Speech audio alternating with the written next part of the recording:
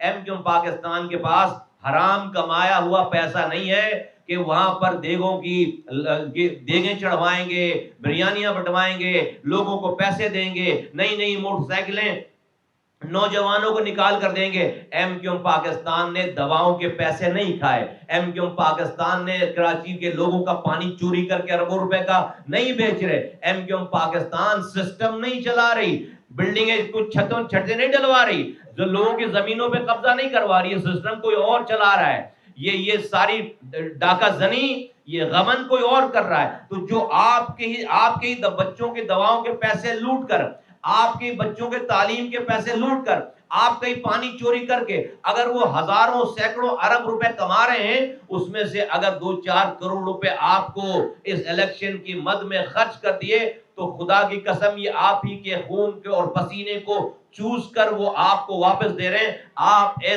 اس جرم کا حصہ نہ بنے۔ فلسطین میں ظلم ہو رہا ہے، فلسطین کے نہتے مسلمانوں کے اوپر جو ہے وہ اسرائیل بمباری کر رہا ہے، فلسطین کے اوپر پچھلے 70 سالوں سے 80 سالوں سے یہ ظلم، یہ زیادتی، یہ انسانی حقوق کی پامالی ہو رہی ہے۔ دنیا اس وقت بے بس ہے، مسلمان اس وقت منتشر ہیں، اور سپر پاور جو ہے وہ اس ظلم کے باوجود اسرائیل کا ساتھ دے رہے ہیں۔ پاکستان ایک بہت اہم ملک ہے کہ جہاں پر ہم اسرائیل کو اس کی جارحانہ اقدامات سے اس کو روک سکیں، اس کے ظلم سے روک سکیں۔ بچوں کو مار رہے ہیں، عورتوں کو مار رہے ہیں۔ حماس نے اگر ان کے اوپر یہ ریٹیلیشن کی ہے، حماس نے اپنے ملک، اپنے لوگوں کا دفاع کرنے کے لیے کام کیا ہے۔ کوئی یہ امن کا گہوارہ نہیں تھا فلسطین کا ٹکڑا کہ جہاں پر حماس نے پہلی دفعہ یہ کاروائی کر دی ہے۔ وہ روزانہ مار رہے ہیں، وہ روزانہ سال سے مارتے چلے جا رہے ہیں۔ پہلی دفعہ ان کو بھی مرنا پڑا ہے، اس لیے دنیا میں بڑی بے چینی ہے۔ تو میں ایم کیو ایم پاکستان کا موقف بڑے واضح طور پر یہ کہنا چاہتا ہوں کہ پاکستان کے حکمرانوں کو یہ کہنا چاہتے ہیں کہ اپنے فورن آفس کو استعمال کر کے، اپنے تمام دوسرے جو ڈپلومیٹک ٹائز ہیں اس کو استعمال کر کے فلسطینیوں کے لیے کوئی ڈیٹرنس کریٹ کریں، کہیں سے اسرائیل کو روکا جائے، اس کی اکانومی کو خدشہ ہو، اس کی پروڈکٹ کو خدشہ ہو۔ مسلم ممالک میں اس کی جو کمپنیز چل رہی ہیں، اس کی جو اکانومی چل رہی ہے، جس اکانومی سے وہ فائدہ اٹھا رہے ہیں اور اس سے اپنے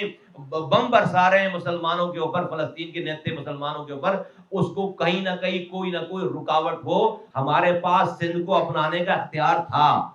جب ہمارے آباء و اجداد انڈیا سے مائگریٹ کر کے ہجرت کر کے آ رہے تھے، ہمارے پاس آپشن تھے کہ ہمیں کہاں، تو ہم نے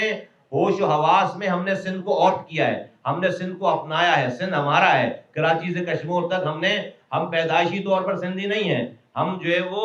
آپشنل، ہمارے پاس آپشن تھا، ہم نے سوچ سمجھ کر سندھ کی دھرتی کو اپنایا ہے۔ تو اس میں میں سمجھتا ہوں کہ آپ کو ایک لیول ہمیں کریڈٹ زیادہ دینا پڑے گا کہ پیدا ہونے والے لوگوں کے پاس شاید آپشن نہیں ہے کہ وہ کہاں پیدا ہوں، لیکن ہمارے پاس آپشن تھا کہ ہمارے آباء و اجداد کہاں جا کر بسیں۔ تو سندھ ہم نے آپشن کے طور پر اپنایا یہاں پر، اور ہم اس کو اپنی دھرتی سمجھتے ہیں، یہ ہمارا صوبہ ہے۔